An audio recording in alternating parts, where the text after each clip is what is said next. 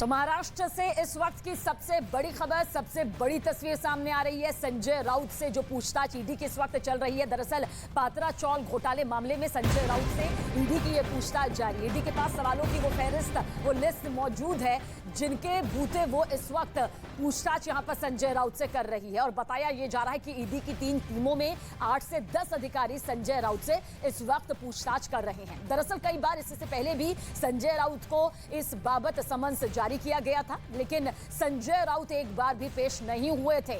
इसके बाद आज सुबह 7:20 पर ईडी की टीम पूछताछ के लिए सीधे संजय राउत के घर जा पहुंची, जहां संजय राउत से 5 घंटे से भी ज्यादा का ये वक्त बीत चुका है जिसमें ये पूछताछ हो रही है। एक बड़ा घोटाला मामला, करीब 1000 करोड़ से भी ज्यादा का ये पूरा घोटाला यहां पर हुआ, जिसके चलते संजय राउत से इस वक्त पूछताछ जारी है। ईडी की पूछताछ के बीच संजय राउत अपने घर की खिड़की से दिखाई भी दिए। देखिए तस्वीर भी इस वक्त आपके सामने। राउत ने खिड़की से बाकायदा हाथ भी हिलाया। संजय राउत के घर के बाहर इस वक्त कार्यकर्ताओं और समर्थकों की भारी भीड़ मौजूद है जो इसे एक साजिश करार दे रही है और साथ ही नारेबाजी भी उनके जरिए जारी है। तो ईडी की जांच लगातार जारी है। संजय राउत इस पूरे मामले को लेकर इस वक्त उन सवालों का सामना कर रहे हैं जो कि इस घोटाले से जुड़ा हुआ है। हालांकि 20 और 27 तारीख को भी संजय राउत को समन भेजा गया था, लेकिन नोटिस के बावजूद वो पेश नहीं हुए। उन सवालों का सामना उस वक्त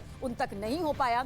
दिवाकर मेरे सहयोगी इस वक्त ज्यादा जानकारी के लिए हमारे साथ बने हुए हैं। दिवाकर, महाराष्ट्र की से इस वक्त की जो ये सबसे बड़ी तस्वीर है, हम ग्राउंड जीरो से आपके जरिए दर्शकों तक पहुंचा रहे हैं। एक बार फिर से जानना चाहेंगे क्या कुछ ताजा अपडेट। देखिए सबीना, करीब 4.5 घंटे के आसपास से संजय राउत से पूछताछ चल रही है और इस पूछताछ के दौरान तमाम जो सवालात ईडी अपने साथ लेके आई है उसका जवाब जानने की कोशिश संजय राउत से कर रही है। हालांकि इस बीच संजय राउत अपने घर से बाहर आए थे और जो तमाम जो कार्यकर्ता यहाँ पर देख रहे हैं शिवसेना के जुटे हुए हैं, लगातार अपने नेता को समर्थन दे रहे हैं, उनको हाथ हिलाकर उनका स्वागत किया, इस समर्थन के लिए उन्हें धन्यवाद कहा और कहा जिस तरह से ये शिवसेना के कार्यकर्ता सुबह से ही यहाँ पर जमे हुए हैं, लगातार बीजेपी और ईडी के खिलाफ नारेबाजी कर रहे हैं, अपने नेता को समर्थन दिला रहे हैं। इसके सुनकर संजय राउत बाहर आते हैं अपने भाई सुनील राउत के साथ और हाथ हिलाकर जो है वो उनका धन्यवाद देते हैं। लेकिन सबसे अहम बात, क्योंकि सबसे मुश्किल सवालों का सामना उनको ईडी के करना है और 4.5 घंटों से ईडी की जो टीम है इस वक्त उनसे पूछताछ कर रही है। जानकारी ये भी मिल रही है कि अगर ईडी को संतोषजनक जवाब नहीं मिला तो फिर ईडी संजय राउत को अपने साथ लेकर ईडी दफ्तर भी जा सकती है। लेकिन क्या ये चीजें जो है साफ हो पाएंगी, ये थोड़ी देर बाद पता चलेगा, क्योंकि आप देख सकते हैं कि पुलिस का प्रोटेक्शन पूरा संजय राउत के घर के बाहर और अंदर यानी पूरी तरह से छावनी में तब्दील किया हुआ है। लोकल पुलिस के साथ साथ सीआरपीएफ की जो टीम ईडी के साथ आई थी वो जो है इस वक्त कैंपस मौजूद है। इंतजार सबको इसी बात का है कि ईडी की टीम जब निकलती है तो क्या संजय राउत को अपने साथ लेकर ईडी दफ्तर जाती है या फिर उन्हें समन्स करती है आगे फिर से पूछताछ करने के लिए, ये देखना काफी अहम होगा। लेकिन फिलहाल जिस तरह से ईडी की टीम आज सुबह पहुंची और तमाम सवालात संजय राउत से शुरू किए, जैसे ही कार्यकर्ताओं को जानकारी मिली, 5 घंटे से ज्यादा का वक्त भी यहाँ पर बीत चुका है। सवालों का सामना इस वक्त संजय राउत कर रहे हैं, लेकिन जो तस्वीर इस वक्त हम दिखा रहे हैं उसमें संजय राउत अपनी खिड़की पर आते हैं और वहां से हाथ हिलाते हुए दिखाई दे रहे हैं। इसके क्या मायने यहाँ पर निकाले जाए, क्योंकि क्या वो बताने की कोशिश कर रहे हैं जो प्रक्रिया है वो सामान्य प्रक्रिया है, या फिर वो इस बात का दमखम दिखा रहे हैं कि उनके कार्यकर्ता समर्थक जो है इस वक्त उनके घर के बाहर ही मौजूद है। इस तस्वीर के मायने आपसे समझने की कोशिश करेंगे।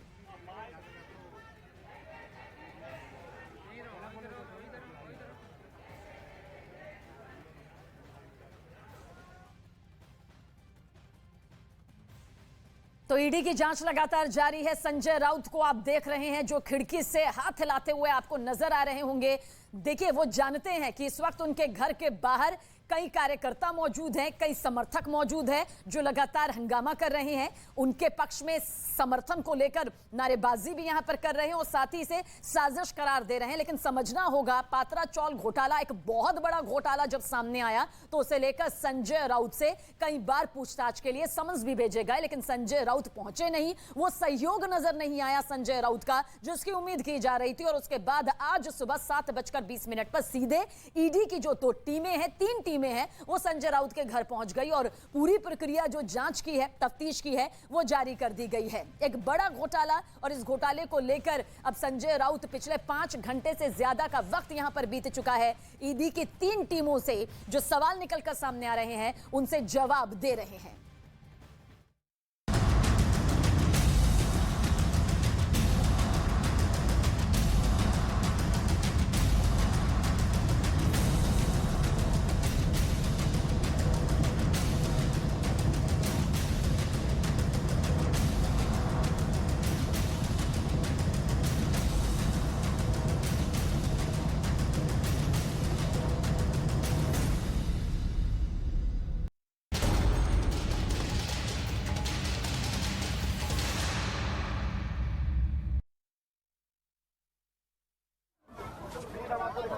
देखिए, इस वक्त हम सीधे ईएसआई के बाहर मौजूद हैं और पार्थ चटर्जी अंदर जा चुके हैं और अर्पिता मुखर्जी, ये देखिए तस्वीरें हम आपको दिखा रहे हैं। अर्पिता मुखर्जी देखिए बाहर लाई जा रही है। पिछली बार जब उन्हें मेडिकल के लिए लाया गया था, उस दौरान वो फूट कर रोई थी, लगातार संभालने की उनको कोशिश की गई थी, लेकिन इस बार देखिए बाहर गाड़ी से निकल रही हैं। हर 48 घंटे में इसी तरीके से मेडिकल किया जाता है। अर्पिता मुखर्जी देखिए, आप एक्सक्लूसिवली न्यूज 18 पर देख रहे हैं। हर 48 घंटे में इसी तरीके से अर्पिता मुखर्जी और पार्थ चटर्जी को लाया जाता है और उसके बाद उनका मेडिकल कराया जाता है कि ये जो लोग हैं ईडी में हैं वो क्या फिट हैं, किसी तरीके की कोई बीमारी नहीं, इस तरीके से मेडिकल कराया जाता है। मीडिया का भारी जमावड़ा है, ईडी की टीम उनके साथ मौजूद है और केंद्रीय बल मौजूद रहता है। किसी से बातचीत नहीं की। ईएसआई के बाहर की ये तस्वीरें आप देख रहे हैं और उन्हें अंदर ले जाया गया है। पिछली बार जब उन्हें ईएसआई लाया गया था, उस दौरान वो फूट कर रोई थी, बड़ी मुश्किल से उनको संभाला गया, बार बार कहती रही कि वो निर्दोष है, उन्हें फंसाया जा रहा है। और आज जब उन्हें लाया गया तो आपने तस्वीरें देखी, पार्थ चटर्जी से हमने बातचीत करने की कोशिश की, हालांकि केंद्रीय बल ने रोकने की कोशिश की कि उनसे बातचीत ना की जाए, लेकिन हमने कोशिश की कि उनसे बातचीत की जाए। उन्होंने फिर से यही कहा, साजिश है, फंसाया जा रहा है। जिस तरीके से परते दर परते चीजें खुलती जा रही हैं, सामने चीजें आ रही हैं। सबसे पहले फार्म हाउस अब जो सामने आया है, उसको लेकर भी कहा जा रहा है कि वहां पर भी जब जांच होगी तो देखते हैं क्या सामने आता है। उनके जो खाते हैं, सबसे महत्वपूर्ण यहाँ पर कोई भूमिका निभा रहा है तो वो अर्पिता है। अर्पिता जो है, उनके बैंक खाते सीज कर दिए गए हैं, जो उसमें राशि तो सीज कर दी गई है। ऐसे में अगर अर्पिता मुखर्जी कुछ और कहती है तो पार्थ चटर्जी के लिए बड़ी मुश्किल की बात होगी। लेकिन हम देख रहे हैं कि जिस तरीके से 5 फ्लैट्स के नाम सामने आए हैं, उनमें एक एक करके जो है चीजें सामने आएंगी। इस वक्त की बड़ी खबर आपको बता दें, ये बड़ी खबर आपके सामने कि ईएसआई अस्पताल पार्थ चटर्जी और अर्पिता मुखर्जी पहुंच चुके हैं और अब उनका मेडिकल कराया जाएगा। इस वक्त की बड़ी खबर आपके सामने हम रख रहे हैं। इस पूरे मामले में कैश कांड जो पश्चिम बंगाल से निकल कर आया है, कोलकाता से जो कैश कांड निकल कर आया, जिसमें मुख्य अभियुक्त मुक्त भूमिका कोई निभा रहा है, तो वो है अर्पिता। अब ऐसे में आज ईएसआई अस्पताल लाया गया है और इसके बाद फिर से ईडी उन्हें ले जाएगी और फिर पूछताछ करेगी। आमने सामने बिठाकर लगातार पूछताछ की जा रही है। ये तस्वीर आपके सामने है, यहाँ देखिए हलचल बढ़ चुकी है। ये तस्वीरें आपके सामने हम लगातार रख रहे हैं कि कैसे आप ये देखिए कि यहाँ लगातार अब हलचल हमने देखी, लेकिन अब इसके बाद क्या, क्योंकि इतनी राशि 50 करोड़ से ज्यादा की राशि मिल चुकी है, अब उससे आगे क्या जाता है। तो ये हम तस्वीरें लगातार आपको दिखा रहे हैं, बड़ी खबर आपको दिखा रहे हैं कि किस तरीके से पार्थ चटर्जी और अर्पिता मुखर्जी ईएसआई अस्पताल पहुंच गए हैं और इसके बाद में अब जो है उनका यहाँ मेडिकल कराया जाएगा। 48 घंटे में मेडिकल कराया जाता है और उसके बाद में फिर से ईडी उन्हें अपने साथ लेकर जाएगी और पूछताछ करती है। इस वक्त की बड़ी खबर आप देख रहे हैं, बड़ा अपडेट इस कैश कांड से जुड़ा हुआ आप देख रहे हैं। फिर से एक बार ईएसआई की तस्वीरें आपको दिखा देते हैं। लगातार ईडी इस पूरे मामले में दबिश दे रही है। तो ये बड़ी खबर आपके सामने हम रख रहे हैं, कैश कांड से जुड़ी है बड़ी खबर। पश्चिम बंगाल में जिस तरीके से 23 तारीख को एक फ्लैट से 23 करोड़ रुपए जो मिल जाते हैं, 21 करोड़ रुपए मिलते हैं, उसके बाद दूसरे फ्लैट पर जब दबिश दी जाती है तो वहां से भी बड़ी राशि जब्त होती है, जिसके बाद अब कैश कांड की परतें जब खुल रही हैं तो हर कोई भौचक्का रह रहा है। ऐसे में आज पार्थ चटर्जी, अर्पिता मुखर्जी को अस्पताल लाया गया, मेडिकल कराया जाएगा। पिछली बार जब अर्पिता मुखर्जी आई थी तो उसके बाद फूट कर वो रोई थी, बार बार ये कहती रही थी कि उन्हें फंसाया जा रहा है। हालांकि कई बातें उन्होंने ईडी के सामने रखी है, जिसमें उन्होंने ये कबूल किया है कि उनके फ्लैट पर पार्थ चटर्जी कैश रखा करते थे, लेकिन इतना कैश था ये खत उनको भी नहीं पता होगा। हम आपके सामने एक पूरी डायरी रखते हैं, उस डायरी के जरिए आप समझिए कि कैसे एक एक पन्ना जब पलटा जा रहा है तो हर पन्ने पर चौंका देने वाले खुलासे हैं। वो डायरी हम आपके सामने रख रहे हैं, कैसे अर्पिता की काली डायरी से जुड़े राज जानने के लिए हमारे सहयोगी सबीना के पास चलते हैं।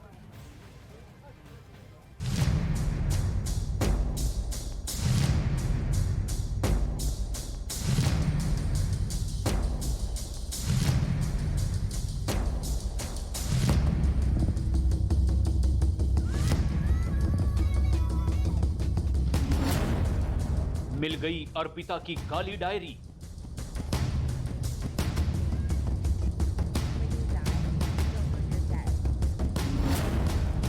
काली डायरी में रहस्य लोक।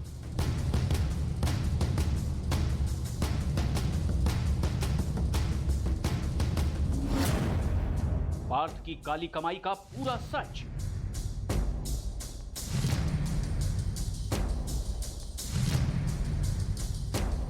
बंगाल की सियासत में एक और डायरी तहलका मचाने आ गई है। लाल डायरी ने अगर शारदा केस में बंगाल को हिलाकर रख दिया था, तो अब काली डायरी की भी चर्चा उतनी ही जोर शोर से हो रही है। इस काली डायरी में अर्पिता मुखर्जी के एक एक राज बताए जा रहे हैं। बताया जा रहा है कि इस डायरी में शिक्षक भर्ती घोटाले का एक एक हिसाब है। काली डायरी बनेगी ब्रह्मास्त्र। खबर है कि यह काली डायरी ईडी के लिए ब्रह्मास्त्र साबित हो सकती है, क्योंकि इस डायरी में अर्पिता के एक एक रहस्य दफन हैं। सूत्रों के मुताबिक इस डायरी में सीरियल नंबर दर्ज हैं, जिसके बारे में ना तो अभी तक अर्पिता ने मुंह खोला है, ना ही पार्थ ने। ईडी पुरजोर कोशिश कर रही है कि इस डायरी के नंबर के बारे में सच उगलवाया जाए। खबर है कि अब ईडी दोनों से आमने सामने की पूछताछ कर सकती है, ताकि इस राज को बाहर लाया जा सके और उनके झूठ को पकड़ा जा सके, क्योंकि ईडी को अभी तक समझ में नहीं आया है कि ये सीरियल नंबर किसके हैं और क्यों लिखे गए हैं। यही नहीं, इस डायरी में और भी जानकारियां हैं जो ईडी की जांच के लिए अहम साबित हो रही हैं। इस काली डायरी में एडमिट कार्ड नंबर और नाम भी लिखे हैं। ईडी सूत्रों के मुताबिक ये उन्हीं लोगों के नंबर हो सकते हैं जिन्होंने नौकरी के लिए पैसे दिए हैं। ये नंबर सिफारिश करने वालों के भी हो सकते हैं या फिर दलालों के भी नंबर हो सकते हैं। यानी इस जांच का दायरा बढ़ने वाला है और पूछताछ की लिस्ट अब लंबी होने वाली है। कैश क्वीन का सच। पार्थ चटर्जी की करीबी अर्पिता मुखर्जी से अब तक 50 करोड़ से ज्यादा की रकम बरामद हो चुकी है, जिसमें करोड़ों के गहने भी हैं। और इतना ही नहीं, कई जमीनी सौदों का भी पता चला है। बोलपुर शांति निकेतन क्षेत्र में भी उनकी जमीन है। बोलपुर में आपा नाम का घर अर्पिता मुखर्जी का दिखाया गया है। उसके कागजात भी न्यूज 18 के पास हैं। ये जमीन 0.17 एकड़ की है। दस्तावेज पर पार्थ चटर्जी और फोटो के साथ हस्ताक्षर भी किए गए हैं। ये जमीन 2012 में ट्रांसफर की गई है। हालांकि घर के केयरटेकर का कहना है कि उन्होंने अर्पिता मुखर्जी को कभी नहीं देखा। जांच का दायरा अब और बढ़ता जा रहा है। तृणमूल कांग्रेस विधायक बाबुल सुप्रियो ने पहली बार इस घोटाले पर मुंह खोला और इसे शर्मनाक बताया है। हालांकि उनका कहना है कि इस आधार पर पूरी पार्टी पर सवाल उठाना गलत है, जबकि बीजेपी का कहना है कि इस घोटाले में कई और शीर्ष नेता शामिल हैं। डायरी में पाई पाई का हिसाब। जैसे जैसे ईडी की जांच आगे बढ़ रही है, अर्पिता मुखर्जी से जुड़ी हर जानकारी सामने आ रही है। काली करतूतों की लिस्ट लंबी होती जा रही है। ईडी को जांच में 12 फ्लैट का पता चल चुका है, जिसमें बीरभूम में अर्पिता का फार्म हाउस भी शामिल है, जबकि शांति निकेतन में अर्पिता के नाम पर 4 प्लॉट भी हैं। अर्पिता से जुड़ी कंपनियों पर भी एक्शन शुरू हो चुका है। ईडी ने अर्पिता से जुड़े 8 बैंक खाते फ्रीज कर दिए हैं। अब ईडी की नजर अर्पिता की काली डायरी पर है, जिसमें शिक्षक घोटाले से जुड़े एक एक राज लिखे हुए हैं। यानी अभी अर्पिता और उनके मददगारों के पूरे कच्चे चिट्ठे का इंतजार है।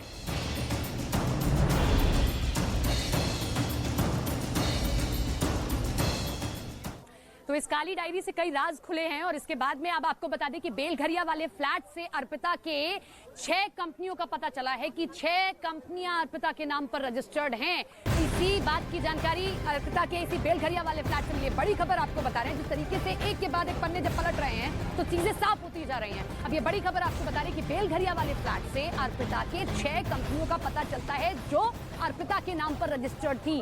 रियल एस्टेट से जुड़ी ये कंपनियां तो थी ही, लेकिन कपड़े के उद्योग से भी जुड़ी हुई कंपनियां थी। तो एक के बाद एक खुलासे लगातार किए जा रहे हैं अर्पिता से जुड़े हुए कि किस तरीके से अर्पिता के नाम पर एक एक करके चीजें सामने आ रही हैं। आपने बड़ी मात्रा में कैश देखा, गोल्ड मिला, और उसके बाद अब जब बेलघरिया वाले फ्लैट पर दबिश दी गई थी, ईडी ने छापा मारा था, उस दौरान कैश और गोल्ड तो मिला ही, लेकिन साथ ही साथ कुछ दस्तावेज भी मिले जो ये बात स्पष्ट कर देते हैं कि कैसे सिर्फ इतना ही नहीं, ये साम्राज्य काला और भी फैला हुआ है। कुछ रियल एस्टेट कंपनियां भी हैं जो अर्पिता के नाम पर ही रजिस्टर्ड हैं। वो इस बात का खुलासा वहां पर मिले दस्तावेजों से हुआ है। ये कंपनियां कहां हैं, कब कब रजिस्टर्ड की गई हैं, कैसे रजिस्टर्ड की गई हैं, इस बात का खुलासा कुछ दिनों में हो जाएगा जिस तरीके से जांच का दायरा आगे बढ़ेगा। लेकिन 1, 2, 3 नहीं, सिर्फ फ्लैट नहीं, कैश नहीं, बाकी चीजें भी सामने आ रही है। आशिका हमारे साथ, हमारी सहयोगी लाइव जुड़ रहे हैं, उनका कर लेते हैं। आशिका, परत दर परत जब चीजें खुल रही हैं तो सामने आ रहा है कि अब सिर्फ कैश या गोल्ड ही नहीं है, रियल एस्टेट कंपनियां भी हैं जो अर्पिता के नाम पर हैं। देखिए, सबसे पहले तो ये बता दूं, देश का नंबर 1 चैनल न्यूज़ 18 इंडिया देख रहे हैं आप, और दर्शकों का देश का नंबर 1 चैनल बनाने के लिए बहुत बहुत धन्यवाद। अब आपको अपडेट में दूं इस घटना पर। अर्पिता मुखर्जी जो जिनकी बात की जा रही है, ना सिर्फ रियल एस्टेट कंपनी, कई टेक्सटाइल कंपनियों का भी पता चला है ईडी को, और ये अब फिलहाल जांच हो रही है कि ये जो कंपनियां हैं, क्या इसी के ज़रिए ये पैसा ब्लैक का वाइट हो रहा था। फिलहाल ईडी जो है इस उधेड़-बुन में जुटी हुई है। उधर अर्पिता के कई बैंक अकाउंट, 8 बैंक अकाउंट, उनको फ्रीज कर दिया गया है। और अब जो ईडी की तरफ से जानकारी मिल रही है, बार बार अर्पिता टूट कर ये कह रही हैं कि वो दोषी नहीं है, पैसे पार्थ चैटर्जी के थे, और उनको तो जानकारी भी नहीं थी कि पैसे कौन ला रहा था, कहाँ से आ रहे थे, और सिर्फ उनके जो फ्लैट्स हैं उनका इस्तेमाल कर रहे थे, अर्पिता का इस्तेमाल कर रहे थे, उनकी कंपनियों का इस्तेमाल कर रहे थे पार्थ चैटर्जी। तो ये जो आरोप हैं ये बड़े हैं, विस्फोटक हैं। हालांकि ईडी सूत्र ये भी बता रहे हैं कि पार्थ चैटर्जी जो है वो छानबीन में सहयोग नहीं कर रहे हैं। अधिकतम सवालों के जवाब में वो यही कहते हैं कि मुझे नहीं पता, मुझे याद नहीं है। बिल्कुल आशिका, लेकिन आज भी जब पार्थ चैटर्जी गाड़ी से बाहर निकले, हमने बातचीत करने की कोशिश की, उस दौरान भी उन्होंने कहा कि साजिश है। लेकिन ऐसा कैसे मुमकिन है? 2011 में ममता सरकार बनती है, 2012 में फार्म हाउस ले लिया जाता है, और वो दोनों के ही नाम पर होता है। ये संबंध आज का नहीं है अर्पिता और पार्थ के बीच में जो है, ये बहुत पुराना संबंध है और ये खेल बहुत लंबा चला रहा है। लेकिन ऐसा मानना कि इसकी भनक सरकार में किसी को नहीं रही हो, पार्टी में किसी को नहीं हो, ये कबूल करने वाला नहीं लगती है चीजें, क्योंकि जिस तरीके से डिसिप्लिनरी कमेटी के अध्यक्ष भी खुद पार्टी के पार्थ चैटर्जी थे।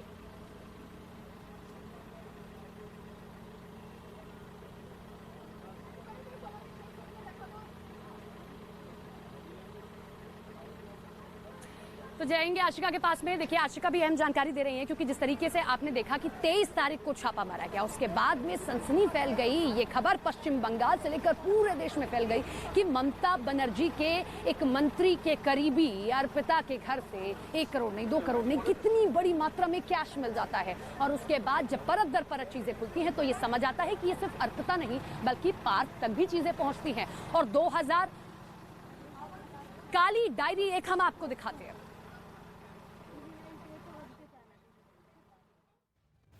तो मेरी सहयोगी सपना और आशिका आपको बता रही है कि किस तरह से ग्राउंड जीरो की स्थिति यहां पर बनी हुई है। कुछ और खास इंफॉर्मेशन आप तक पहुंचाते हैं। दरअसल अर्पिता मुखर्जी की काली डायरी शिक्षक घोटाले से जुड़े एक एक राज यहां पर खोल सकती है। वो डायरी जिसमें पूरे घोटाले का काला चिट्ठा मौजूद है, जिसे इस जांच में सबसे अहम बताया जा रहा है। आपको बताते हैं कि इसमें क्या कुछ मौजूद है। बहुत ध्यान से इन पॉइंटर्स को देखिएगा, क्योंकि इससे आप ये पूरी स्थिति को समझ पाएंगे। दरअसल ईडी को अर्पिता मुखर्जी की काली डायरी मिल चुकी है, लेकिन इस बारे में ना तो अभी तक अर्पिता ने मुंह खोला है और ना ही पार्थ चैटर्जी ने। ईडी सूत्रों के मुताबिक इस डायरी में सीरियल नंबर दर्ज है जो ईडी को केस की तह तक ले जा सकते हैं। ये बेहद अहम है और इस केस के लिए अहम सबूत भी साबित हो सकते हैं। और साथ ही इस काली डायरी जिसका जिक्र हम बार बार कर रहे हैं, इसमें एडमिट कार्ड के नंबर भी लिखे हुए हैं, यानी कि ये नंबर किस किस अभ्यर्थी ने अर्पिता से संपर्क किए, ये बड़े खुलासे भी आने वाले दिनों में किए जा सकते हैं। और अर्पिता की काली डायरी में कई नाम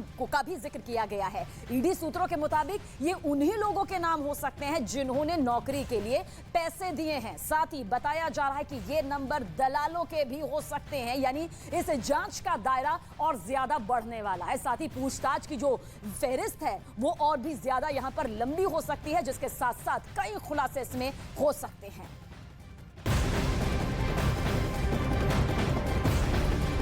तो इसी बीच बड़ी खबर आपको बता दें कि जिस तरीके से पार्थ चटर्जी लगातार कह रहे हैं कि साजिश के तहत फंसाया जा रहा है, बावजूद इसके अर्पिता मुखर्जी ने यह कबूल किया है ईडी के सामने कि ये सभी पैसे, ये पूरा कैश, ये पूरा काला धन सिर्फ और सिर्फ पार्थ चटर्जी का है। ये बड़ी खबर आपको बता रहे हैं, कबूलनामा है ये अर्पिता का कि ये पूरा का पूरा कैश अगर किसी का है तो वो ममता सरकार में रहे पूर्व मंत्री पार्थ चटर्जी का ही है। वही लाकर फ्लैट में पैसा रखा करते थे, लेकिन ये पैसा कहां से आया? शिक्षक भर्ती घोटाले की भनक क्या अर्पिता को भी थी? ये बड़े सवाल हैं। क्या ये बड़ी राजदार अर्पिता मुखर्जी थी? तो ये बड़ी हम आपको खबर बता रहे हैं, लेकिन इसी बीच आपको बता दें कि अर्पिता मुखर्जी किस तरीके से पार्थ चटर्जी से जुड़ी रही, फिल्मी दुनिया से लेकर यहां तक उनका कैसे सफर रहा है, वो इस रिपोर्ट में देखिए।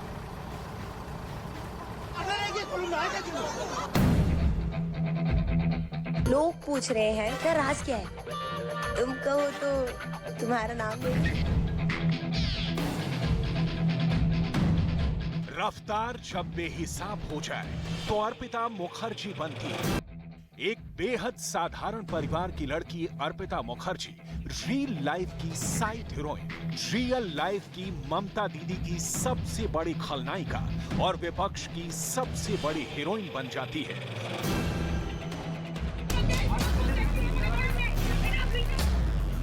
वो हीरोइन जिसने ममता बनर्जी के किले को हिला दिया। जी, अब तक जितने भी रील्स और स्टिल्स आपने देखा वो अर्पिता मुखर्जी के हैं, जिसने पश्चिम बंगाल की सियासत में सबसे बड़ा तूफान ला दिया है। कोलकाता टू दिल्ली ममता बनर्जी की सरकार के मंत्री पार्थ चटर्जी के करीबी इस अदाकारा की बात हो रही है। क्यों? इसकी पूरी डिटेल आपको दिखाएंगे। उससे पहले कोलकाता से न्यूज 18 इंडिया की संवाददाता आशिका सिंह की ये रिपोर्ट देख लीजिए। अर्पिता मुखर्जी की गिरफ्तारी तो सिर्फ शुरुआत है। जैसा कि ईडी ने भी कोर्ट में कहा कि अर्पिता की गिरफ्तारी तो सिर्फ प्याज का छिलका है। जैसे जैसे जांच आगे बढ़ेगी वैसे वैसे परत दर परत खुलती जाएगी और भी कई राज सामने आएंगे। संभव है कि कई नए किरदार भी सामने आए। ईडी सूत्रों की माने तो कई नाम, कई चेहरे जो पार्थ चटर्जी के करीबी हैं वो भी ईडी के रडार पर हैं। इधर बात करें पार्थ चटर्जी और अर्पिता की गिरफ्तारी से, जाहिर है कि पश्चिम बंगाल की ममता सरकार की फजीहत बढ़ गई है और टीएमसी को घंटों तक इस मामले पर बोलने को भी कुछ नहीं मिला है। जाहिर है कि एक हीरोइन ने राज्य सरकार की नींव हिलाकर रख दी।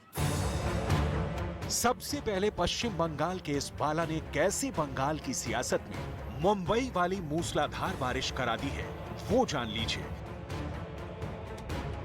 फिर आपको बताएंगे कैसे बन गई एक साधारण अर्पिता 50 करोड़ की संपत्ति की मालकिन। फिल्मों वाली अर्पिता की जिंदगी भी फिल्में निकली, जिसमें इतने रहस्य और रोमांच हैं कि खुद अर्पिता मुखर्जी तक कंफ्यूज हो जाए। और जब उन्हें पता चले तब हाथों में हथकड़ियां हो, जेल हो और सामने पड़ी जिंदगी का घुप अंधेरा हो। कहां से चली थी अर्पिता मुखर्जी और कहां पहुंच गई? नाम फिल्मों से कमाना था, नाम स्कैंडल में आ गया। अर्पिता मुखर्जी पर शिक्षा भर्ती घोटाले का आरोप है। अर्पिता मुखर्जी पर मनी लॉन्ड्रिंग का केस दर्ज किया गया है। अर्पिता मुखर्जी का घर स्कूलों में अवैध रूप से शिक्षकों की भर्ती का केंद्र का आरोप है। अर्पिता के फ्लैट से शिक्षा मंत्री लेवल वाले कई लिफाफे भी मिले हैं। अर्पिता के घर से भर्ती के लिए उम्मीदवारों की लिस्ट भी मिली है। हवाला का केस भी हो सकता है। अर्पिता अभी बहुत कुछ छुपा रही है। अर्पिता मुखर्जी के घर से ईडी अधिकारियों को एक काली डायरी हाथ लगी है। कहा जा रहा है कि इसमें सारा कच्चा चिट्ठा लिखा हुआ है। दावा किया जा रहा है कि इसी डायरी में शिक्षक नियुक्ति से संबंधित कई काले राज दफन हैं। ब्लैक डायरी के 30 पन्नों में भ्रष्टाचार के खिलाफ कई सारे सबूत दर्ज हैं। कहा जा रहा है कि डायरी में पार्थ चटर्जी के अलावा तृणमूल कांग्रेस के कई सीनियर नेताओं के नाम हैं। ये नोट देखिए, ये अर्पिता मुखर्जी से निकले हैं। इनकी संख्या हिंदुस्तान का एक आदमी सिर्फ गिन सकता है। एक साथ देख भी नहीं सकता। जैसे अर्पिता के घर पैसे की बारिश हुई हो, इतना पैसा कि देखकर आदमी चकरा जाए। अर्पिता के घर से ये पैसे कहां से आए, ये जानना बेहद जरूरी है। आरोप है कि ये पैसे पश्चिम बंगाल में शिक्षा भर्ती घोटाले के हैं। पूर्व शिक्षा मंत्री पार्थ चटर्जी अर्पिता के करीबी हैं और इसीलिए एक तरह से ये पैसा पार्थ चटर्जी ने अर्पिता को दिए हैं।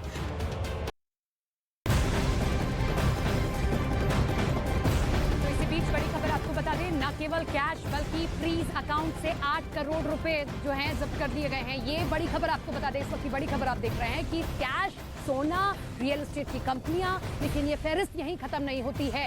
ये फहरिस्त और लंबी जाती है और 8 बैंक अकाउंट है जिन्हें फ्रीज कर दिया गया है। 8 करोड़ रुपए ईडी को जब्त हुए हैं। आशिका हमारे साथ, हमारी सहयोगी इस खबर पर ज्यादा जानकारी के साथ जुड़ गई है। आशिका, ये बड़े चौंका देने वाले खुलासे हैं। पहले गोल्ड, फिर कैश, उसके बाद में गाड़ियां और अब 8 जो फ्रीज हुए हैं बैंक अकाउंट, इसमें 8 करोड़ रुपए भी जब्त हुए हैं।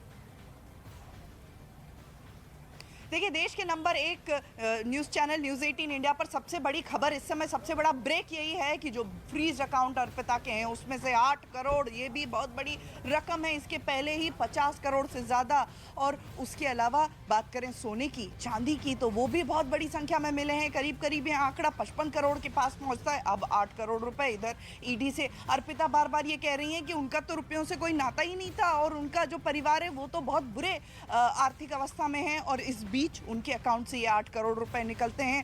जाहिर है कि ईडी के सामने अर्पिता को और भी कई राज जो है वो उगलना बाकी है। इस बीच बात करें अगर अर्पिता की डायरी की, जो एक अहम सुराग है, ब्रह्मास्त्र कह सकते हैं ईडी के लिए, वो साबित हो रहा है। उसमें से जीएसटी नंबर भी 2 मिले हैं। अब छानबीन चल रही है कि अर्पिता के ही कंपनियों के जीएसटी नंबर हैं, अगर हैं तो किस कंपनी के जीएसटी नंबर हैं। इस बीच रियल एस्टेट की कंपनी जिसका पता चला है, साफ है ईडी को ये सुराग मिल रहे हैं कि पैसे जो हैं वो रियल एस्टेट की कंपनियों में लगाए जा रहे थे। यही ब्लैक का वाइट करने का धंधा है, यही तरीका है। और इसके अलावा जो टेक्सटाइल कंपनियां, अर्पिता के नाम से एक टेक्सटाइल कंपनी भी कम से कम है, तो उसमें क्या, उसके ज़रिए कैसे इस्तेमाल करके उसको ये रुपए ब्लैक का वाइट किया जा रहे थे, ये भी जानकारी ईडी को अभी पता लगानी बाकी है। इस बीच कई राज, एडमिट कार्ड के नंबर, यानी कि साफ है कि पैसे जो हैं वो एसएससी स्कैम से ही संबंधित है। हालांकि साफ तौर पर अर्पिता के घर से जो रुपए मिले थे उसमें एक लिफाफा स्कूल सर्विस कमीशन का भी था। तो जाहिर है कि ये जो जांच जैसे जैसे आगे बढ़ रही है, जिस तरीके से काली डायरी मिली है, जिस तरीके से ईडी आगे अपनी जांच में बढ़ रही है और कबूलनामा भी है अब अर्पिता का कि जी हाँ, ये पैसे पार्थ चटर्जी के ही हैं। लेकिन हैरान कर देने वाले खुलासे हर दिन हो रहे हैं। लौटेंगे आपके पास में और जानकारी आपसे लेंगे, लेकिन इसी बीच अब हमारी सहयोगी सबीना का रुख करते हैं कि कैसे हम आपको कुछ चीजें दिखाते हैं कि एक के बाद एक राज खुल रहे हैं। तो मेरी सहयोगी सपना और आशिका इस वक्त ग्राउंड जीरो पर ही मौजूद है, जो पल पल की अपडेट पूरी जानकारी के साथ, सटीक जानकारी के साथ दर्शकों तक पहुंचा रहे हैं। और यही दर्शकों का भरोसा कायम रहा और दर्शकों ने न्यूज़ 18 इंडिया को विश्वसनीयता के साथ अपनाया। यही वजह है कि आज तमाम न्यूज चैनल में से नंबर 1 के पायदान पर न्यूज़ 18 इंडिया आप पहुंचा है, जिसके लिए हम दर्शकों का बहुत बहुत धन्यवाद यहां पर करते हैं। अब इस खबर पर लौटते हैं। दरअसल कैश कांड के मुख्य किरदारों को समझना जरूरी है, जिनमें से सबसे मुख्य किरदार पार्थ चटर्जी है, जिसे ईडी ने गिरफ्तार कर लिया है। बहुत सिलसिलेवार तरीके से हम आपको बताएंगे कि किस तरह से ये पूरा चक्र यहां पर घूम रहा है। जिस काली डायरी का जिक्र भी यहां पर बार बार किया जा रहा है, उसे समझना भी जरूरी है, उसके बारे में भी बताएंगे। लेकिन पार्थ चटर्जी सबसे मुख्य आरोपी जो इस वक्त गिरफ्त में है। इसके अलावा अर्पिता मुखर्जी, वो काली डायरी जिसके कोड तोड़ने की कोशिश की जा रही है। भले ही अर्पिता मुखर्जी ये कोशिश कर रही है कि अभी फिलहाल वो खुलासे सामने ना हो, और इसके अलावा एमएलए मणिक भट्टाचार्य का जिक्र कर लेना भी यहां पर बेहद जरूरी हो जाता है, क्योंकि पूछताछ इनसे भी यहां पर की जा चुकी है, जो कि टीएमसी एमएलए हैं। और साथ ही साथ एक और किरदार हम आपको बताते हैं, राज्य शिक्षा मंत्री परेश अधिकारी का। यह समझिए कि किस तरह से इनसे भी इस पूरे मामले के बाबत में पूछताछ हुई है, क्योंकि एक बड़ा मामला है, दायरा बढ़ता जा रहा है। साथ ही वाणिज्य मंत्री काबिज चटर्जी से तो 2 बार यहां पर पूछताछ हो चुकी है। सीबीआई ने यहां पर 2 बार इनसे पूरी पूछताछ की है, जो बंगाल के पूर्व शिक्षा मंत्री भी रहे हैं। यानी जो ये लिस्ट है, फहरिस्त है, वो लगातार बड़ी होती जा रही है और जांच लगातार बढ़ती जा रही है। तो नंबर 1 न्यूज़ चैनल आप देश का देख रहे हैं और आपके प्यार ने भरोसे ने हमें नंबर 1 बनाया, इसीलिए हम सबसे पहले चीजें आपके सामने रख रहे हैं। अब हम आपके सामने 5 तस्वीरें रखते हैं। सबसे पहले ये 5 तस्वीरें आपके सामने रख रहे हैं, इसीलिए ये तस्वीरें आप देखिए कि कैसे पार्थ चटर्जी के इस पूरे घोटाले में, इस पूरी काली कमाई की जो हम कहें कि पूरक हैं वो अर्पिता भी हैं। एक एक करके 5 तस्वीरें आप देखिए कि 23 तारीख को किस तरीके से खुलासा होता है कि उनके फ्लैट से किस तरीके से बड़ी मात्रा में कैश मिलता है, और उसके बाद में जब और चीजें सामने आती हैं, गाड़ियां सामने आई हैं, एक और फ्लैट जब वहां पर दबिश दी गई तो कुछ कैश वहां से भी निकलता है। 50 करोड़ से ज्यादा का कैश अब तक सामने आ चुका है। 8 बैंक खाते हैं जिन्हें फ्रीज किया गया, तो जिसमें से 8 करोड़ रुपए भी जब्त किए गए, और वो उस वक्त जब लगातार पार्थ चटर्जी कह रहे हैं वो बेकसूर हैं और अर्पिता मुखर्जी कहती है कि ये पैसा मेरा नहीं है। जब इस तरीके की आर्थिक तंगी से अर्पिता मुखर्जी जूझ रही हैं, बावजूद उसके कैसे इतना पैसा उनके पास आया। तो चलिए नंबर 1 न्यूज़ चैनल पर नंबर 1 हम आपको खबर देंगे, यानी कि सबसे पहले खबर हम आपको देंगे और उसके बाद में ये 5 तस्वीरें आपको दिखाई। अब एक रिपोर्ट आपको दिखाते हैं कि ये संबंध पार्थ चटर्जी और अर्पिता मुखर्जी का आज का नहीं है। किस तरीके से